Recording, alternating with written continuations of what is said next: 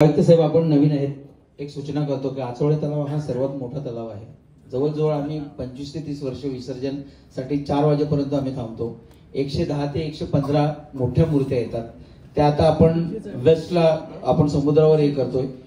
जे आपलं ब्रिज आहे हा छोटा ब्रिज आहे आणि जेव्हा 110 मूर्त्या त्या एक टाइम, कारण आता लोक काय करतात, मंडळ 12 ते 11 पर्यंत तिथेच त्यांच्या जागीच ते हे करतात आणि सर्व निघतात. मग ते त्या ब्रिजवरून एवढ्या मूर्त्या, त्याच्यानंतर सेंट्रल पार्क वगैरे आहे, साधारण 150 मूर्त्या हा मोठ्या येणार आहेत.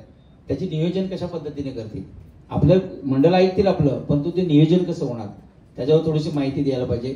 दुसरी गोष्ट एक आहे की माझी एक सूचना आहे, आता मनीषने जसं सांगितलं तसं आप्पा सर्व दादा वगैरे आहेत, एक महानगरपालिकेने असं एक आपण एक सूचना द्यायला पाहिजे या शहरामध्ये की एक गाव एक गणपती, आणि एक गाव एक गणपती जर साजरा केला तर त्या गावाला 1 ते 5 करोडचा निधी हा एक्स्ट्रा महानगरपालिका देईल.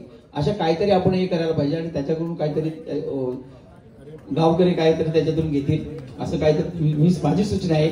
बाकी हे करा साहेब, एक गाव एक गणपती, आणि त्यासाठी महानगरपालिका एखाद्या गावाचं आपण चालू करा ना, की त्या गावाने केलं तर त्याला 1 ते 5 करोडचा निधी त्या गावाला आम्ही एक्स्ट्रा करू जो काम आहे, असं काहीतरी एक तुमच्या बिलकुल ही चांगली आयडिया आहे.